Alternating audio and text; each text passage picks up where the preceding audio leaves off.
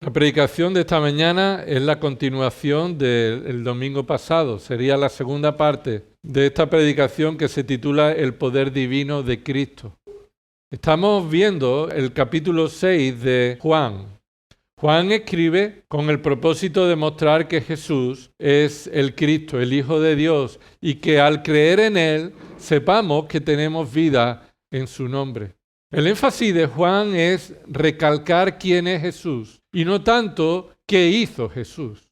Pero Juan utiliza cosas que Jesús hizo para ilustrarnos, para mostrarnos que las implicaciones de esas obras de Jesús muestran quién es Él. Este es el cuarto milagro que aparece en este evangelio. El primero fue en el capítulo 2, cuando Jesús convirtió el agua en vino en la boda de Caná. El segundo lo tenemos en el capítulo 4, a partir del versículo 46, cuando Él cura al hijo de un oficial. En tercer lugar, cura a un paralítico que se encuentra allí en el estanque de Betesda, ¿verdad? Ese es el tercero milagro. El cuarto que se nombra aquí es el que encontramos en el capítulo 6, cuando Él alimenta a más de 5,000 personas de manera milagrosa, por medio de crear alimentos. Vamos a leer el texto y ver el poder divino de Cristo en este pasaje. Dice aquí Juan capítulo 6, versículo 1. Después de esto, Jesús se fue al otro lado del mar de Galilea, el de Tiberias, y le seguía una gran multitud, pues veían las señales que realizaba en los enfermos. Jesús subió al monte y se sentó allí con sus discípulos. Y estaba cerca la Pascua, la fiesta de los judíos. Entonces Jesús, alzando los ojos y viendo que una gran multitud venía hacia él, dijo a Felipe: ¿Dónde compraremos pan para que coman estos? Pero decía esto para probarlo, porque él sabía lo que iba a hacer. Felipe le respondió: 200 denarios de pan no les bastarán para que cada uno reciba un pedazo. Uno de sus discípulos, Andrés, hermano de Simón Pedro, dijo a Jesús: Aquí hay un muchacho que tiene 5 panes de cebada y 2 pescados. Pero, ¿qué es esto para tantos? Jesús dijo: Haced que la gente se recueste. Y había mucha hierba en aquel lugar. Así que los hombres se recostaron en número de unos 5,000. Entonces Jesús tomó los panes y, habiendo dado gracias, los repartió a los que estaban recostados. Y lo mismo hizo con los pescados, dándoles todo lo que querían. Cuando se saciaron, dijo a sus discípulos: Recoged los pedazos que sobran, para que no se pierda nada. Los recogieron, pues, y llenaron 12 cestas con los pedazos de los 5 panes de cebada que sobraron a los que habían comido. La gente entonces, al ver la señal que Jesús había hecho, decía: verdaderamente este es el profeta que había de venir al mundo. Por lo que Jesús, dándose cuenta de que iban a venir y llevárselo por la fuerza para hacerle rey, se retiró otra vez al monte él solo. Dios sigue mostrando su poder en este tiempo. A veces vemos los evangelios como un momento en la historia en el que Dios hizo tantos milagros y demostró tanto su poder que nos parece que es otro Dios, entre comillas, con todos los respetos al Señor. Pero nos parece que Dios no actúa de esa misma manera hoy, que su poder no se puede ver hoy en la tierra, en la historia. Y escucha, hermano, Dios sigue mostrando su poder por medio de la iglesia. Esto es lo que vemos ahora en los siguientes versículos. El domingo pasado estuvimos viendo los versículos del 1 al 5, donde vimos el poder compasivo de Dios, ¿verdad? Porque vimos que ahí el Señor Jesús vio a la multitud, tuvo compasión de ellos y los vio como ovejas que no tienen pastor, y lo primero que hizo fue enseñarle. La compasión de Dios se mostró en enseñarles, pero después demostró su poder compasivo al darles de comer. También vimos su poder compasivo con sus 12 discípulos, que habiéndolos enviado a predicar el evangelio y volviendo y teniendo tanto que contar cómo Dios había obrado en ese tiempo Y también sabiendo que Herodes había matado recientemente a Juan el Bautizador, entonces se lleva a sus discípulos y los guarda con compasión, los protege, los cuida, les da descanso. Pero esta mañana vamos a ver los versículos del 6 al 13. Encontramos el poder organizado de Cristo. Puede sonar un poco raro que el poder necesite ser organizado. El que tiene poder para hacerlo como quiera, ¿verdad? El que tiene poder para hacer todo lo que quiera. Dios tiene poder para hacer todo lo que quiera, pero Dios es un Dios de orden. Y Él creó los cielos y la tierra en 6 días naturales de 24 horas, porque es un Dios de orden. Y estableció ese patrón para que el hombre viviera en base a 6 días trabajando y 1 descansando. Dios podía haber creado todo lo que existe en un día, en lugar de en 6 días. ¿En 1 hora? ¿En 1 minuto? Sí, pero Dios es un Dios de orden. Su poder está sometido al orden de su voluntad. Y lo que vemos aquí es que Dios va a mostrar un milagro tan importante porque aparece en los 4 evangelios, el único milagro que aparece en los 4 evangelios aparte de la resurrección de Cristo, que en este milagro, siendo tan importante y mostrando su divinidad, también va a mostrar su orden, su orden. El poder de Dios está ordenado, organizado. Por eso he dicho que sigue obrando Dios con su poder en este tiempo, a día de hoy, y lo hace por medio de su iglesia. Es por medio de cómo Dios ha organizado su iglesia, ha capacitado a su iglesia, que Dios sigue obrando con poder por medio de su iglesia, por medio de su Espíritu Santo en los creyentes.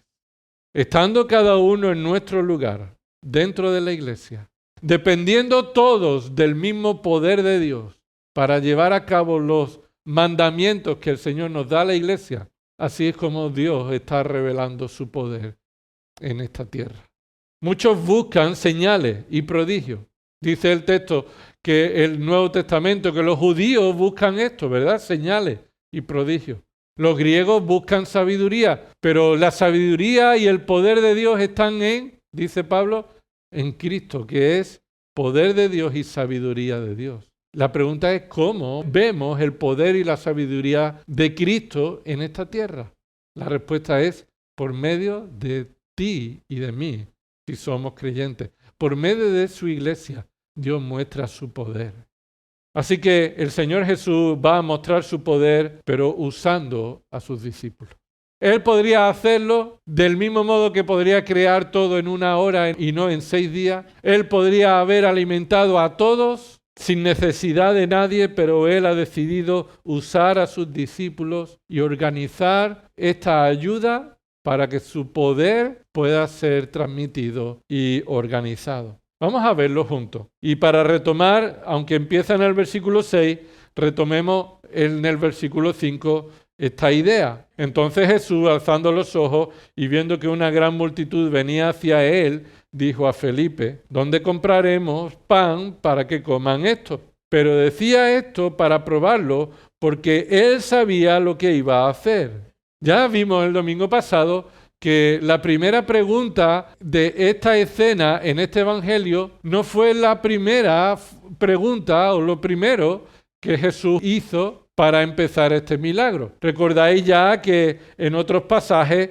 de los evangelios fueron los discípulos los que le dijeron a Jesús: mira, se hace tarde, así que despide a la multitud para que vayan a las aldeas, ¿verdad? Y allí busquen sitio donde descansar y comer. Y Jesús les respondió diciendo: dale vosotros de comer, dale vosotros de comer.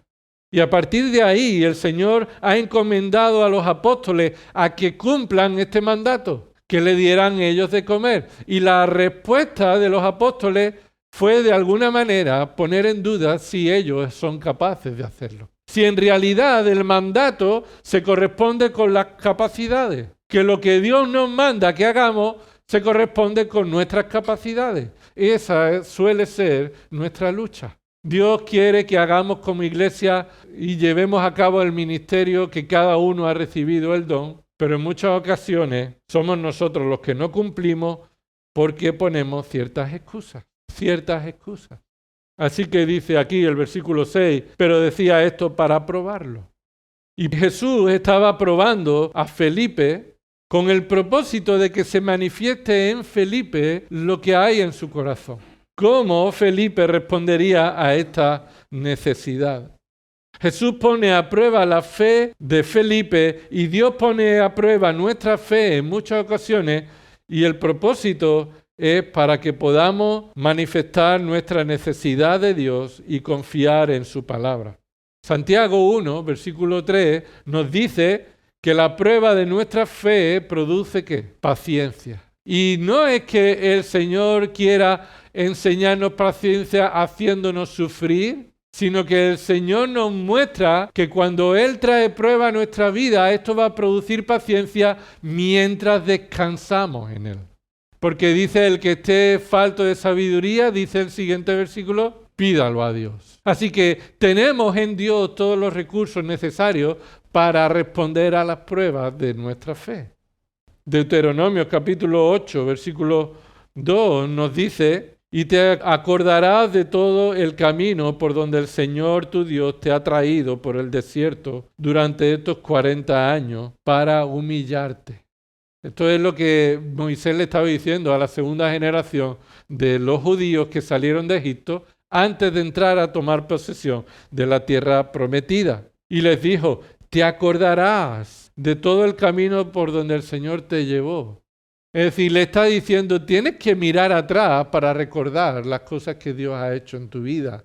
Y cuando mires atrás te vas a acordar de cosas difíciles, de pruebas, cómo el Señor te humilló. El peligro de olvidar cómo el Señor nos ha probado y nos ha humillado en nuestra vida es que entonces no aprendimos aquello. Necesitamos de nuevo pasar esa prueba. Y Moisés está diciendo que Dios probó a Israel en el desierto, humilló a Israel, dice ahí Deuteronomio 8:2, a fin de saber lo que había en tu corazón, si guardaría o no sus mandamientos. Y se manifestó que no lo guardaron. Que de manera natural, cuando el Señor prueba nuestro corazón, se manifiesta lo que hay en nuestro corazón, tanto lo bueno como lo malo, tanto la fe que Dios nos ha dado como lo que hay todavía en nuestro corazón, necesitado de ser cambiado. Dice Primera de Pedro, capítulo 1, versículo 7, que Dios tiene el propósito de probar la fe que Él nos ha dado, porque la fe, más preciosa que el oro que perece, aunque probado por fuego, tiene el propósito de ser hallado, que resulta en alabanza, en gloria, en honor, en la revelación de Jesucristo. Es decir, cuando los creyentes somos probados, como Felipe fue probado, para saber si vamos a hacer la voluntad de Dios, es para que después de esa prueba salgamos fortalecidos a cumplir su voluntad. Aquí Felipe está mostrando y tiene la necesidad de ser probado, pero su prueba no es exclusiva. Esta prueba no es exclusiva para Felipe. Marcos nos dice, en Marcos 6, 37, nos dice que todos hicieron la misma pregunta. Dice ahí, Marcos 6, versículo 37, y ellos le dijeron, ¿quiere que vayamos y compremos 200 denarios de pan y le demos de comer? ¿Quieres que vayamos y compremos 200 denarios de pan y les demos de comer? Y esto lo dijeron todos. Y fue una pregunta de, espérate, nos está diciendo que le demos de comer, pero ¿de verdad piensa lo que nos has pedido? ¿De verdad quiere que hagamos esto? Es decir, todos fueron probados, no solamente Felipe. Y todos, hermanos, pasamos las mismas situaciones, las mismas pruebas. Son pruebas diferentes, pero son comunes. Son pruebas que muestran nuestra dependencia en la fe del Señor y nos muestra que esa fe que Dios nos ha dado es limpia, es pura, es preciosa y en ella podemos ser fortalecidos para cumplir su voluntad. Las limitaciones, las dificultades, los problemas solamente nos manifiestan que necesitamos vivir en dependencia de la fe que Cristo nos ha dado. Y esos son momentos que ponen a prueba nuestra fe. Y no para decir si la fe es una fe grande o pequeña. Porque la fe que el Señor ha dado al creyente es una fe grande, poderosa. Sino es para probar nuestra dependencia de esa fe. Nuestra dependencia de esa fe. Las dificultades no necesariamente muestran que las puertas se cierran y se abren. A veces tenemos ese lenguaje que es de Hechos de los Apóstoles, sobre todo, cuando ya después de haber sucedido aquello pudieron ver mirando atrás que aquello fue una puerta abierta o cerrada del Señor, en conclusión. Pero eso, hoy en día, muchas veces decimos, bueno, el Señor ha cerrado esta puerta o el Señor ha abierto esta puerta. Y eso deberíamos de cuidarnos de hacer ese tipo de lenguaje rápidamente. ¿Por qué? Porque a veces Dios trae una situación que puede parecer que la puerta se ha cerrado, cuando en realidad está probando nuestra fe para abrir esa puerta. A veces parece que una puerta se abre, pero en realidad es una puerta que puede ser una tentación para ir en una dirección equivocada. Así que cuando las cosas son fáciles o son difíciles, no significa que en lo fácil debemos ir por ahí y en lo difícil debemos evitarlo. Porque ya sabemos que el Señor Jesús nos dijo que el camino que lleva a la salvación es estrecho, angosto, y aquel que lleva a la perdición es un camino precisamente más amplio. Así que tengamos cuidado porque Dios a veces, por medio de las dificultades o de ver una dificultad a la hora de cumplir la palabra del Señor, simplemente lo que está haciendo es llevándonos a la necesidad de buscar al Señor en oración y en su palabra para saber si es que esa es la dirección que tenemos que tomar, pero tenemos que perseverar en confianza, en obediencia. Cualquiera de nosotros podría decir, mira, esto es una locura, ¿cómo le vamos a dar de comer a tantos? Porque ni con 200 denarios podríamos pagar para comprar pan para tantos. Algunos pudieron pensar que Jesús hace esta pregunta a Felipe porque Jesús no sabe cómo hacer. Porque Jesús no sabía cómo alimentar a estos. Y por eso Juan, con toda la intención, termina el versículo 6 diciendo, porque él sabía lo que iba a hacer. Él sabía lo que iba a hacer. La pregunta, hermano, es, ¿confías que Dios sabe y está al control de todo lo que va a hacer y está sucediendo? ¿Confías que la dirección del Señor es suficiente para darte sabiduría a la hora de tomar decisiones? ¿O vas a tomar decisiones por puertas abiertas o cerradas?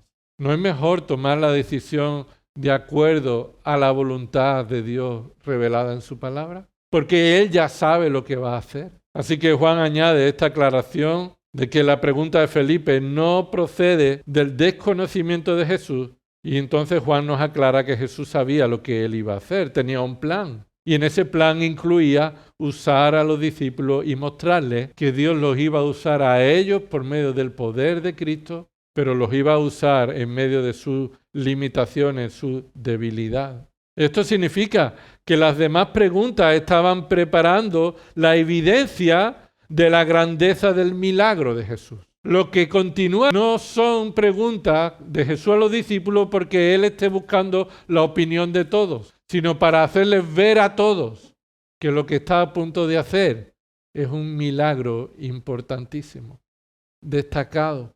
Jesús no enfrenta la humanidad con los atributos humanos para hacer la voluntad de Dios y vivir de manera perfecta. Eso es lo que la Biblia nos enseña. Él, siendo Dios, no consideró ser igual a Dios como algo a que aferrarse, Filipenses 2:5, sino que se despojó a sí mismo tomando forma de siervo, siendo semejante a los hombres, versículo 6. Pero al tomar la naturaleza humana, Él no abandonó la naturaleza divina, porque Dios no puede abandonar su naturaleza divina, porque Él es Dios eterno. Él dejaría de ser Dios si Él no tuviera naturaleza divina. ¿Qué es lo que el Señor Jesús hizo entonces? Abandonó el uso de sus atributos para enfrentar la humanidad en obediencia. Pero no abandonó el uso de los atributos divinos para manifestar su deidad. Escucha eso. Cristo hizo milagros en el poder divino que Él tiene para demostrar que Él es Dios. pero Él no hizo nunca un milagro para enfrentar su humanidad y ser un mediador perfecto. Tienes aquí un ejemplo, Él satisfizo esta necesidad multiplicando panes y peces, ¿verdad? Pero ¿qué hizo cuando fue tentado en el desierto y tuvo hambre? Y le dijo Satanás, dile a esa piedra que se convierta en pan. Mira, incluso Satanás sabe el poder de Cristo. Él sabe que tiene poder para decirle a una piedra inerte, conviértete en un bollo, y tendría alimento para satisfacer su humanidad. Pero Cristo dijo, escrito está, no solo de pan vivirá el hombre, sino de toda palabra que sale de la boca de Dios. Así que el milagro que aquí vemos es el milagro de Dios manifestando su atributo divino, mostrando su gloria, mostrando sus señales, siendo el Mesías prometido. Y hermanos, Dios sabe lo que va a hacer en todo momento porque todo lo que sucede está planificado por Dios. Hay cosas que están en nuestra vida preocupándonos y es lógico que nos preocupe. Pero también tenemos la verdad firme y segura de la palabra de Dios de que Dios está controlando todas las cosas que suceden en nuestra vida. Están en su mano, Él sabe lo que va a hacer. Y como un Felipe más, nosotros a veces decimos, pero ¿qué hacemos? Con esto no tenemos. Pero debemos recordar, pero Él sabe qué va a hacer. Él sabe qué va a hacer. Él sabe qué va a hacer. No hay nada que Dios desconozca. No hay nada que Dios no sepa.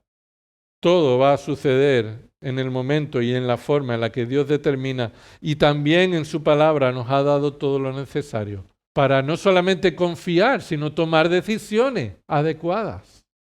Dice el versículo 7, Felipe le respondió, 200 denarios de pan no le bastarán para cada uno, para que cada uno reciba un pedazo. Algunos comentaristas creen que Felipe era alguien que se encargaba dentro de los 12 de la economía, de la administración. Sabemos que Judas era uno de ellos, ¿verdad? Y de esa bolsa él tomaba para sí y se lo quedaba. Pero posiblemente fuera una tarea compartida, Felipe tuviera una tarea de la logística entre los apóstoles y Jesús. Y que él fuera el encargado de la logística, de comprar. Ahora, Felipe no responde a la pregunta de Jesús. ¿Qué le preguntó Jesús? Versículo 5. ¿Dónde compraremos pan para que coman esto? ¿Dónde? Y Felipe no le respondió con el lugar, con el dónde, le respondió con el cuánto. ¿No? Con el cuánto. En ocasiones, hermanos, tengamos cuidado de perder de perspectiva lo que Dios nos dice. Dios a veces nos marca una dirección y nos hace preguntas y nos muestra en su palabra aquella dirección en la que necesitamos y nosotros nos encasillamos, nos enfrascamos en verle los tres pies al gato por otro lado. Y aquí Felipe no se preocupa en responder a Jesús, sino en decir, bueno, me preocupa antes del dónde es el cuánto. Es decir, podríamos encontrar muchos lugares. Imagínate que hay lugar para comprar. Pero Felipe le dice, ¿pero tú has pensado el cuánto? Tú me preguntas el dónde, pero ¿tú has pensado antes el cuánto? Parecería que Felipe también le estuviera diciendo a Jesús, organízate bien, que estás ya pensando dónde comprar, cuando en realidad no sabes cuánto nos va a costar. Felipe dice que no importa dónde comprar, que el problema es que no tienen dinero suficiente para comprar cantidad de comida para todas esas personas, aunque sea un trozo para cada uno. Hasta ese momento, ¿cuántas personas iban a alimentar? No se sabe. El texto no nos dice ahí directamente, sino que se sabe cuando se organizan en grupos. Pero para ese momento, un ojo de buen cubero servía para decir, oye, vamos a hacer un cálculo. A alguien que está acostumbrado a hacer grandes comidas o que pueda alimentar a un grupo de personas, yo calculo que 200 denarios no nos darían para darle un trocito a cada uno. Ya dijimos cuánto eran 200 denarios, ¿no? ¿Cuánto es? Bueno, un denario es el trabajo de un día. Así que 200 denarios es el trabajo de 200 días. Y el trabajo de 200 días posiblemente sea el trabajo de medio año, de 6 meses. Lo que estamos diciendo es que Felipe está diciendo, no podemos cumplir tu mandato. ¿Cuál era el mandato de Jesús? darle vosotros de comer. Y Felipe le dice, no podemos cumplir lo que tú nos pides. Necesitamos primero trabajar 6 meses para poder cumplir esto. Y aún tendríamos para darle un trocito de pan a cada uno. Es muy posible, es muy probable que la cantidad que Felipe dijo es el dinero que ellos en ese momento tenían en su bolsa. Felipe está diciendo que no tenemos con 200 denarios para darle ni siquiera un trozo de pan a cada uno. Lo más lógico sería, mira, para darle de comer a esta gente necesitaríamos más de 200 denarios. Porque con 200 nada más que tenemos para darle un trozo a cada uno. El punto de decir 200 denarios aquí es que ellos saben lo que tienen. Es decir, ellos sabían que tenían 200 denarios y decían, si tú quieres que cumplamos el ministerio con lo que tenemos, entonces no podemos. No podemos cumplir lo que tú nos pides en base a lo que tenemos. Esa referencia económica entonces está mostrando el gran milagro que Jesús está a punto de realizar. La alimentación de todas estas personas implicaría el trabajo de un año entero trabajando para alimentar a esas personas en una cena.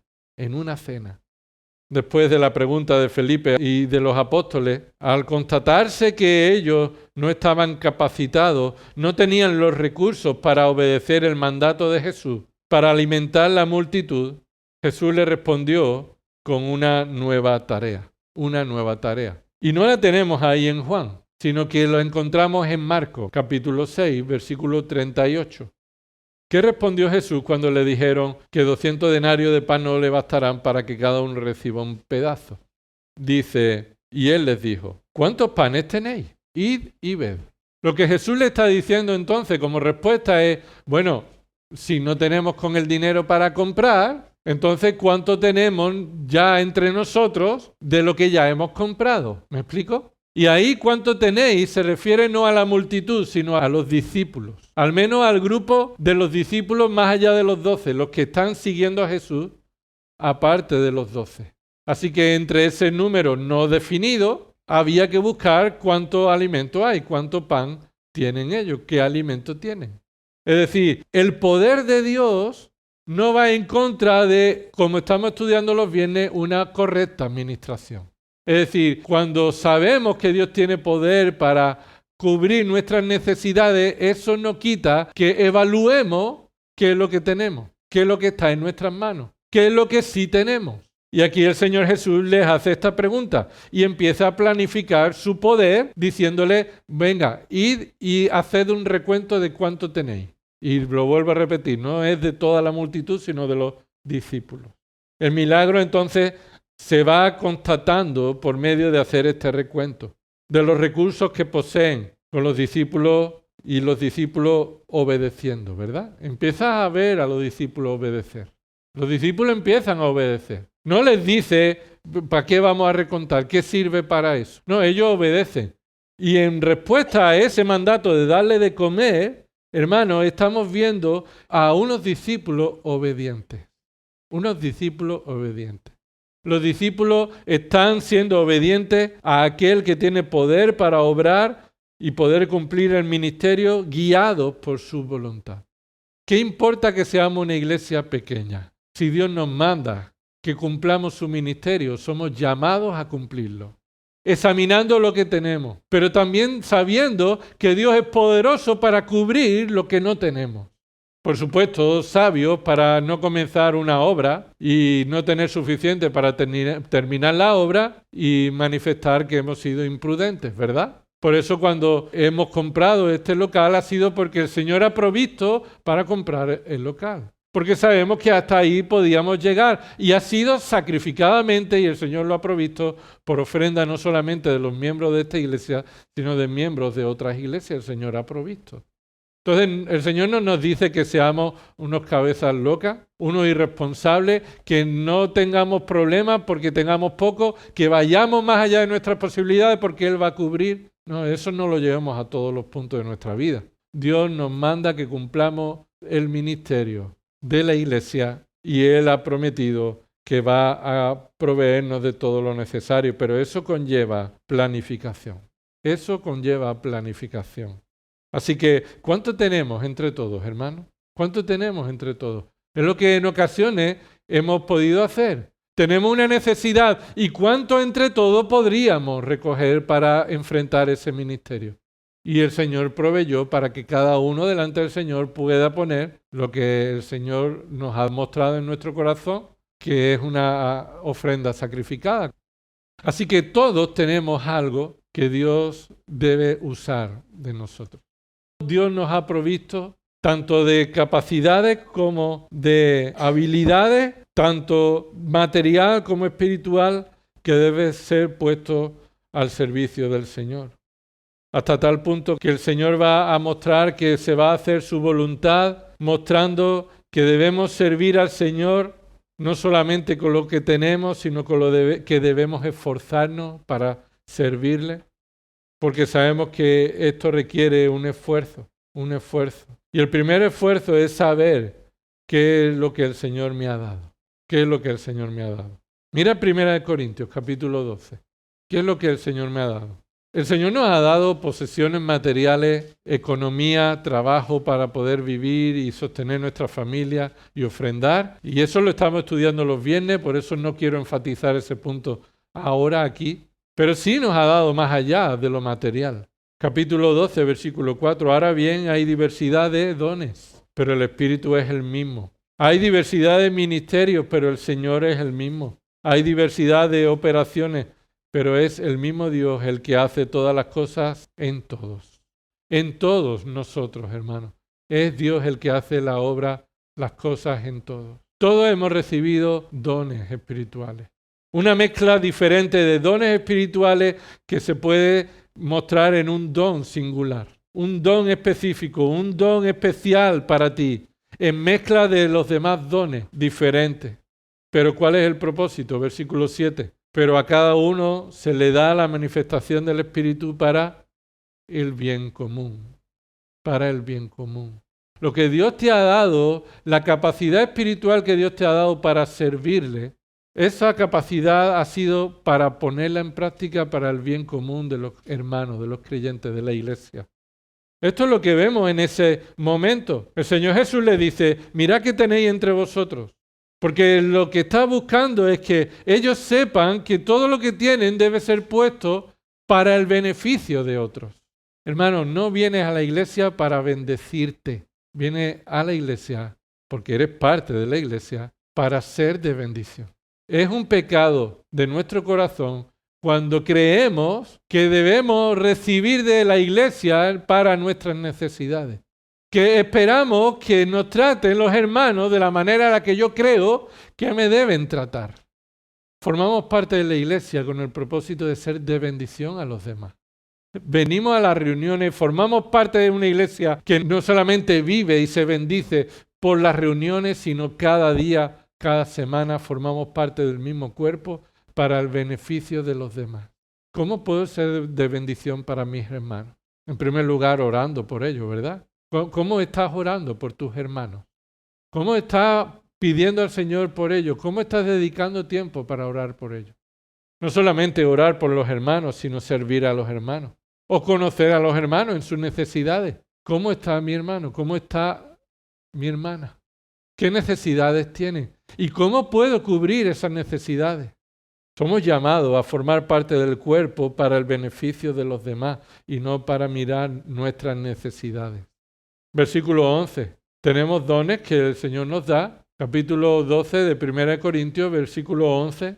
Pero todas estas cosas las hace uno y el mismo Espíritu, distribuyendo individualmente. Así que esto no es de manera colectiva uno sí, uno no, sino cada uno sí.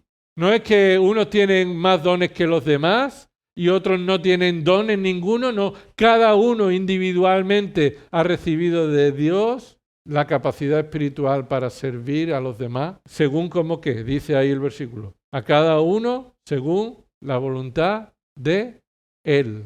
Es la voluntad no del que recibe el don, sino del que da el don, de Dios. Pues yo quiero servir a la iglesia en esto. Bueno, examina si Dios te ha dado ese don, porque posiblemente sea una motivación de servir en la iglesia no por la capacidad que Dios te ha dado, sino por otra razón. que puede que no sea piadosa, que sea una motivación pecaminosa. Porque si Dios no te ha dado ese don, entonces estarás deseándolo por otra razón. El punto es que Dios nos ha dado a cada uno lo necesario para servirle. Y si no le servimos, no es porque no tenemos lo necesario, sino porque no estamos siendo obedientes a su palabra. Y estos discípulos, aun en lo material, ellos no vieron que tuvieran lo necesario, pero tuvieron lo necesario para obedecer. Tuvieron lo necesario para obedecer. En 1 Corintios 12, mira lo que dice el versículo 18. Ahora bien, Dios ha colocado a cada uno de los miembros en el cuerpo según le agradó. Y al que es oreja lo puso en la oreja y al que es ojo lo puso en el ojo. ¿Y por qué lo colocó en ese lugar? Porque lo capacitó para ese lugar. Le dio los dones para ese lugar, para el beneficio de los demás. Versículo 22 de 1 Corintios 12, mira lo que dice. Por el contrario, la verdad es que los miembros del cuerpo que parecen ser los más débiles son los más necesarios. ¿Por qué dice eso Pablo? Porque a la luz de nuestros ojos pecaminosos, de nuestra opinión pecaminosa, creemos que hay dones que son secundarios, no son tan importantes, y entonces no le damos tanta honra. Y es lo que pasaba en esa iglesia en Corinto, ¿verdad? Una iglesia que era partidista, dividida por orgullo. Yo soy de tal, yo soy de Pablo, de Apolo. Y ellos querían ser ojo si era oreja. O si era pie, quería ser mano. Ellos querían ser lo que otros eran porque ellos valoraban con ojos pecaminosos. Pero aquí se nos está diciendo que precisamente es al contrario. Lo que parece que son los menos honrosos son los que Dios ha vestido con más honra. Son los más necesarios, los que parecen los más débiles. Por eso las partes del cuerpo que estimamos menos honrosas, a estas las vestimos con más honra. De manera que las partes que consideramos más íntimas reciben un trato más honroso, ya que nuestras partes presentables no lo necesitan. Mas así formó Dios el cuerpo, dando mayor honra a la parte que carecía de ella, a fin de que en el cuerpo no haya división, sino que los miembros tengan el mismo cuidado unos por otros, unos a otros del mismo modo, no a unos con preferencias a otros, porque haya alguna razón que me hace ver a uno mejor que otro. Porque Dios ha puesto a cada uno en el cuerpo, en el sitio, con capacidades para el bien común y que todos nos cuidemos unos a otros.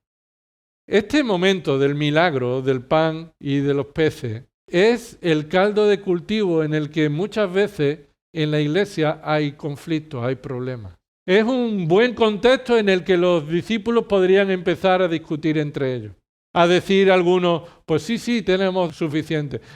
Podemos ir a otro lado a comprarlo. O yo me parece irresponsable que lo hagamos. O no me parece irresponsable. Pues, es más, le dice, buscad vosotros a ver qué hay entre vosotros. Y podrían algunos de ellos esconder lo que tenían, ¿verdad? Es decir, guárdate lo que... ¿verdad? Es un contexto en el que fácilmente puede surgir problemas. Pero aquí vemos la ausencia de conflicto.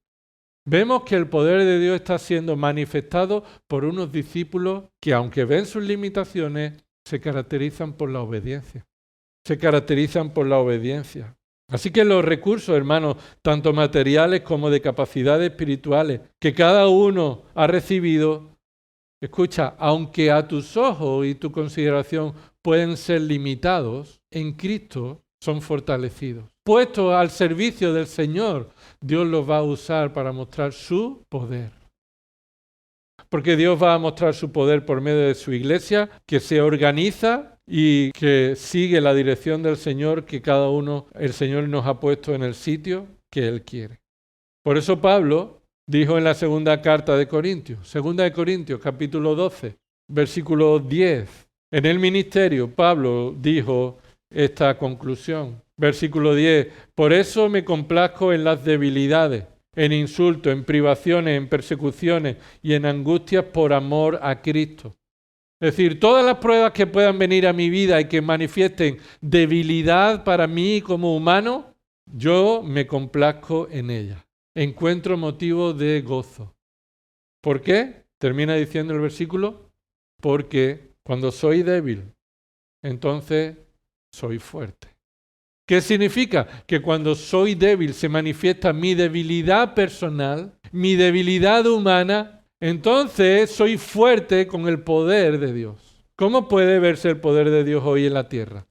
Una de las formas es por medio de, ¿qué hemos dicho? De la iglesia, de ti y de mí. Lo que sí tenemos es que examinar cómo estamos respondiendo a lo que el Señor nos pide.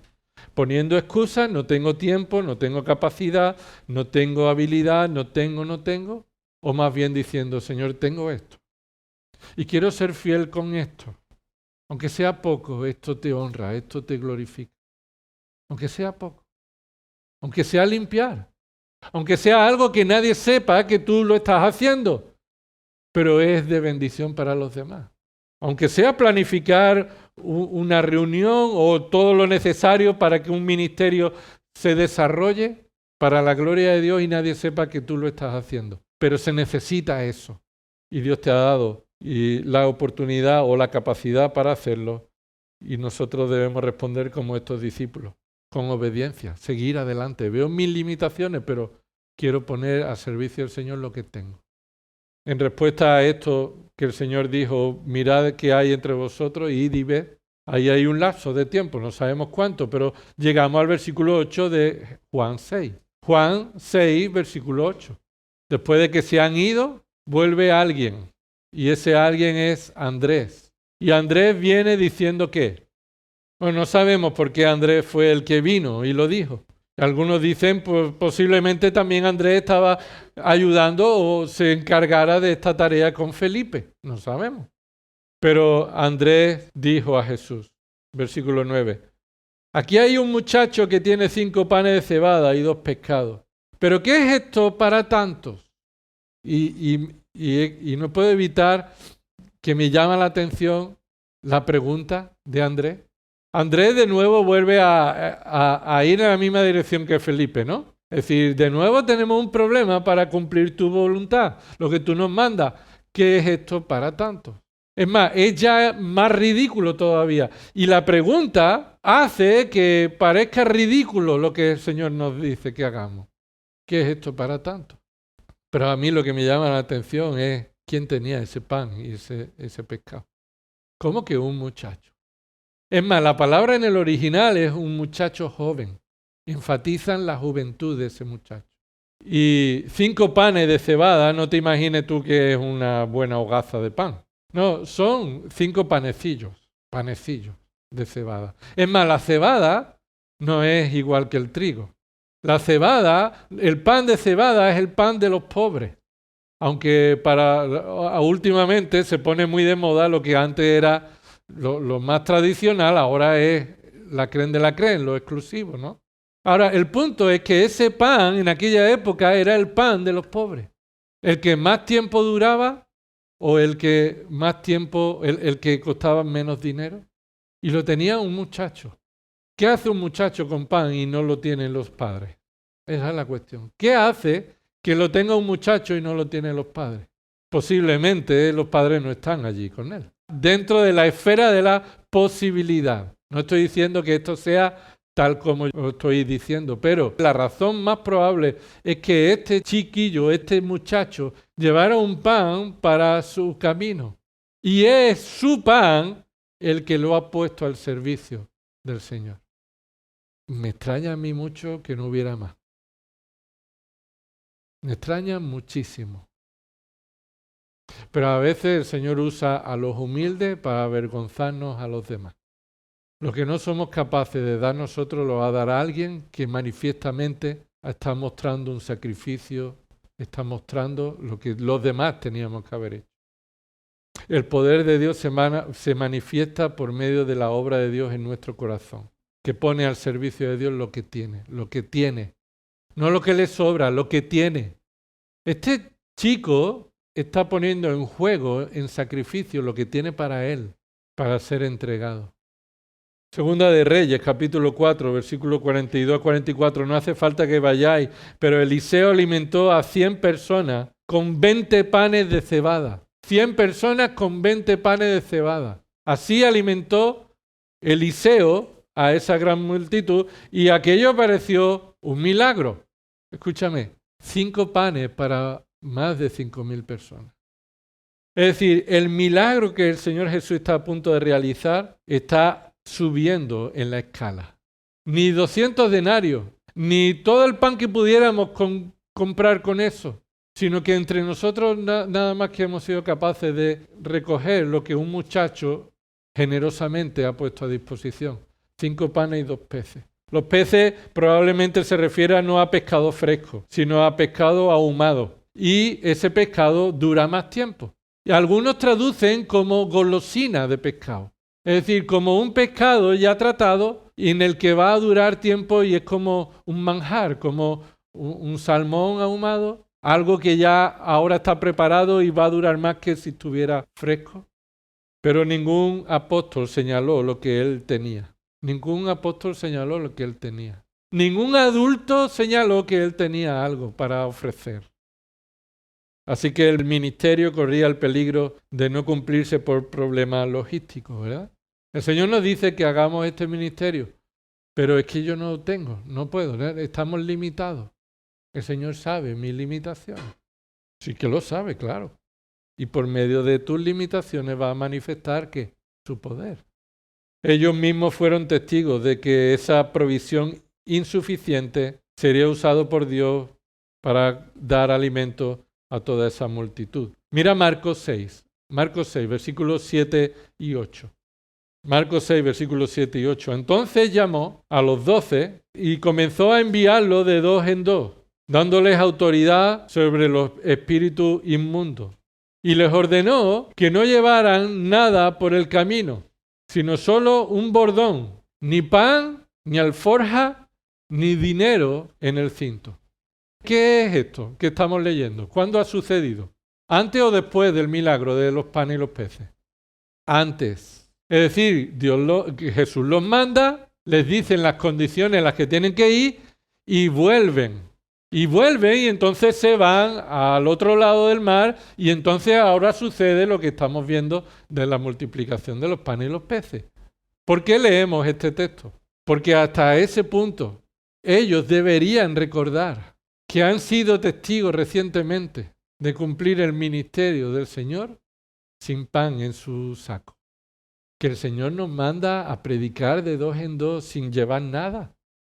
El Señor, ¿cómo se le ocurre esto? Esto no está bien organizado, ¿no? El Señor los mandó y ¿le faltó algo o no? No, no le faltó nada. No le faltó nada. El Señor los proveyó y les mostró que es de Él de quien dependemos para vivir una vida que le agrada al Señor. Pero eso conlleva también poner nuestra fe, nuestra confianza en su provisión. En su provisión. En muchas ocasiones hemos sido testigos del poder de Dios, hermanos, en muchas ocasiones. Pero después se nos olvida fácilmente y caemos de nuevo en las preocupaciones. Que no vemos la luz de la confianza en el Señor, sino que otra vez nos quedamos en la neblina de la preocupación. O nos quedamos en la neblina de estar ocupados y involucrados en otras cosas que no tienen valor, que cuando el Señor venga nos vamos a avergonzar de cuánto tiempo hemos perdido en eso. ¿Qué queremos escuchar cuando el Señor venga? ¿Buen siervo y fiel o siervo negligente? Porque no hemos usado con fidelidad todo lo que Él nos ha provisto. Por eso, hermanos, debemos recordar la fidelidad del Señor. Y debemos recordarla porque es como el Señor va a seguir guiando nuestra vida. El Señor va a seguir permitiendo nuestras limitaciones para que nuestra dependencia sea en su poder. Andrés preguntó, ¿qué es esto para tanto? ¿No? ¿Qué es esto para tanto? Y lo que ahí estaba mostrando es su falta de confianza en el poder que acababa de ver. Y con esta pregunta final se constata la evidencia de que Jesús está a punto de hacer un milagro que no pasa por la imaginación de nadie. Ni siquiera sus discípulos dijeron, aquí tenemos 5 panes y 2 peces, y como tú multiplicaste cuando hemos ido a predicar hace poco, como tú nos has alimentado, sabemos que vas a usar estos panes para alimentar a toda esta multitud. Nadie se podía imaginar eso, ¿verdad? Andrés no llegó diciendo eso. Aquí tenemos 5 panes y 2 peces, así que multiplícalos, Señor. Nadie dijo eso. Al contrario, ¿qué es esto para tanto? ¿Qué es esto para tanto? Además, en el relato del capítulo 4, los discípulos tuvieron que ir a la aldea a comprar comida, ¿recordáis? Cuando él se sienta y habla con la mujer samaritana y ellos tuvieron que irse. ¿No tiene el Señor poder para multiplicar? Bueno, ellos sabían también que tenían que comprarlo. Entonces ahora están en el dilema, ¿lo compramos o esperamos que lo multiplique? ¿Dios va a proveer o no va a proveer? No, vamos a confiar en la voluntad del Señor cuando es clara. Y es clara cuando estudiamos su palabra fielmente, con interés. Y terminamos, versículo 10, no vamos a poder acabar el punto, pero vamos a ver el versículo 10. Jesús dijo, haced que la gente se recueste. Y había allí mucha hierba en aquel lugar.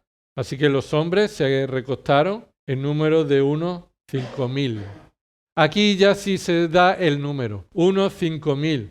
Posiblemente ellos sabían cuánto era, pero Juan no quiso decir 5.347, sino que Juan dijo una aproximación, ¿verdad? Juan no está aquí para entrar en los detalles, sino para decir aproximadamente esto. Eran 3.000 hombres. Ahora, el punto es cómo empieza, versículo 10. Jesús dijo, hay discípulos insensatos, ¿no? Qué falto de fe.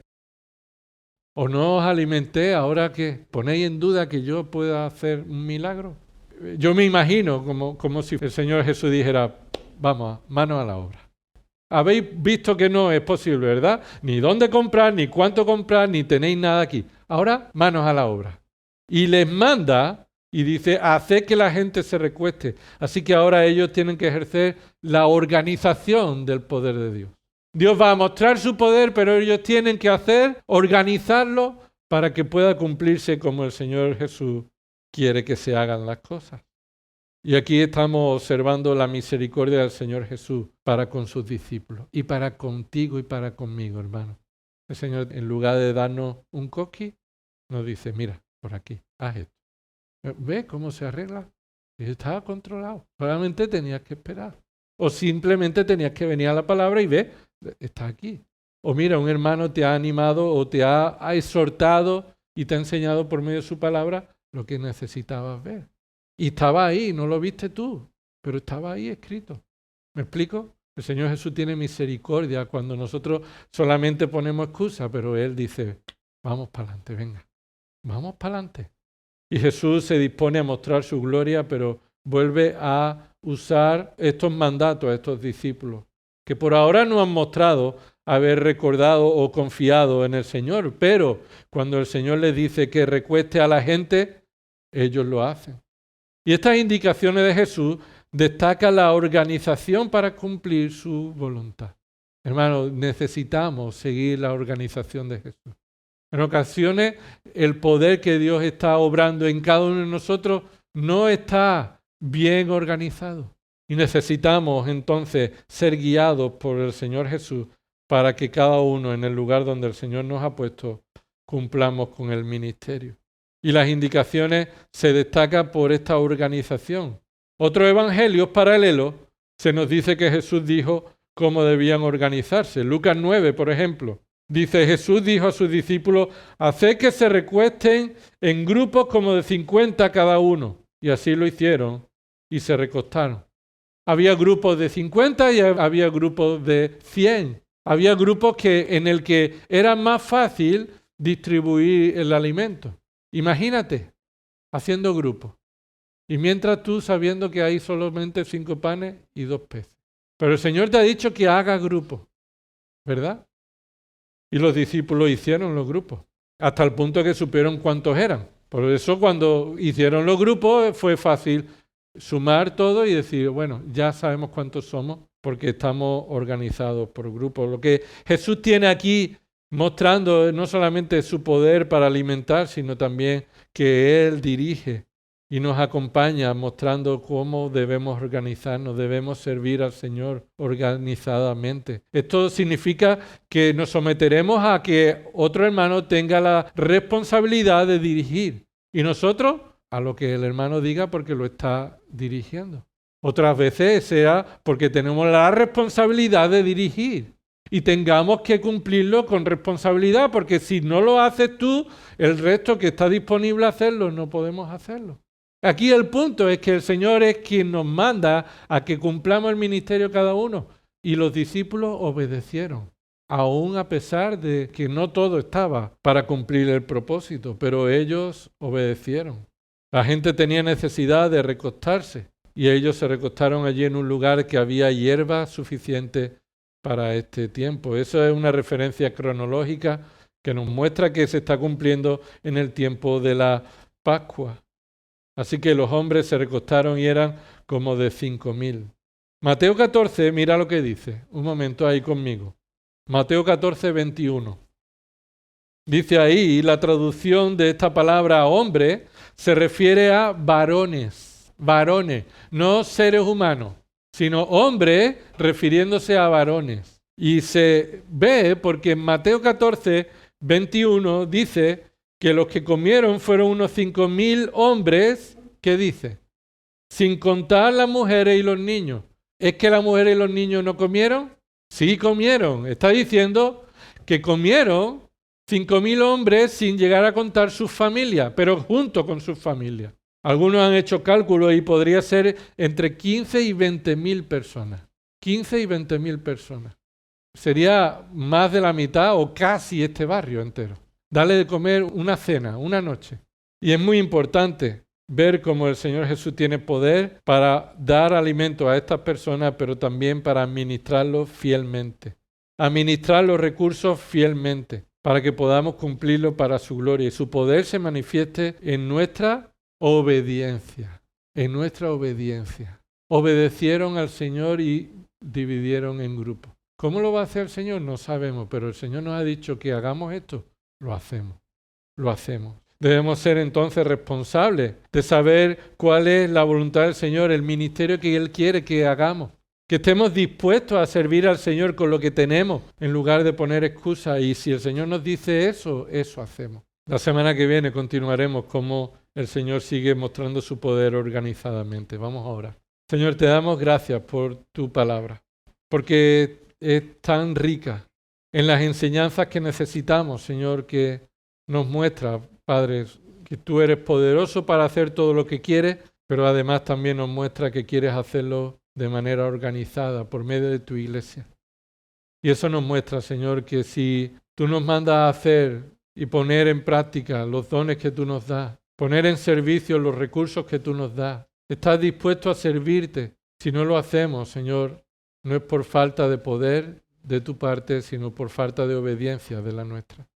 Ayúdanos, Señor, a obedecerte y a servirte y a hacerlo para el beneficio de los demás, para servir a los demás en lugar de querer ser servidos por otros.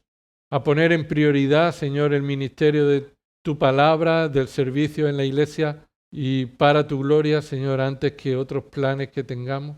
Señor, que seamos sacrificados en este sentido, que no nos dejemos nada guardado, sino que todo lo pongamos a tu disposición porque todo viene de ti. Señor, también tú has provisto en Cristo Jesús salvación para los pecadores.